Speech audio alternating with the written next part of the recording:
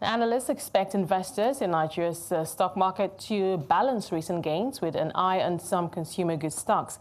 Callista Chileke, Investment Research Analyst at ARM, joins me for a market review and outlook. Callista, thank you so much. Good to have you with us. It's Wednesday. Let's have a midweek review. Talk to us, what are investors buying at this time? I see consumer goods, some profit taking in consumer goods.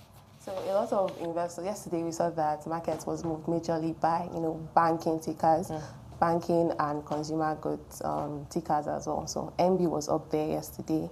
International Brewies as well on the banking side, so that Zenith was up as well. And we're seeing that, play into today as well. MB is up, the food guys are up as well. What's happening with the Brewies? Is there a market moving story? Yeah, so Nigerian Breweries released their earnings results last week, and that is, filtering into this week.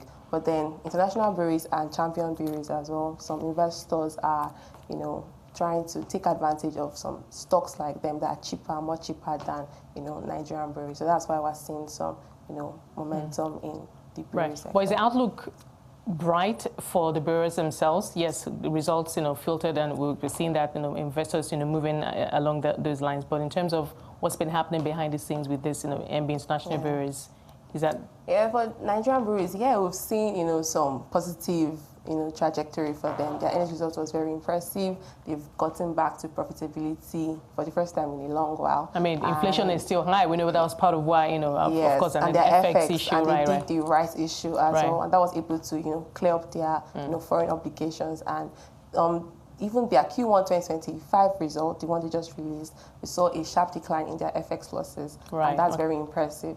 But for international breweries, we're not quite sure whether they are there yet, because they did a rights issue recently or late last year, but we haven't seen the results from that. So it's something for investors to keep an eye on. Talk to us about the banks. I mean, I'm looking at for earnings. I believe it's UBA that just released its interest income up 36%, profit after tax up 33.1%, 189.8 billion. Will this excite the market? Yeah, it will. UBA is up today, and a lot of banks are up as well. I think investors are, very confident about the banks, especially, dividend payments. Dividend was announced for, GTCO, likes of GTCO, Fidelity, Zenith. Though qualification date has passed, but we could see that after dividend payment, we could see some reinvestment into this, stocks. And if that reinvestment coincides with the Q1 2025, result, we could see some, positive trajectory in the banking sector. Right. So we have the banks, we have consumer goods. Where else are investors bargain hunting? Well, maybe based on earnings also, but just maybe a shift in, because we know the reforms are still ongoing. Of course. The general consensus is that inflation, other macro indicators will look good, except maybe for the naira, of course, with all oil prices and trade war tariffs and all of that. But for investors, what does that mean? Well, for investors, I think another thing they could look at is MTN. Telecom sector. So investors are, have high positive sentiments for the likes of MTN. And we like MTN as well as ARM. Then we also look even with the tariff, investment issue, right? So MTN is something investors could look at. Banking as well. They have good dividends. It's a good time for you to enter some of your favorite stocks as investors.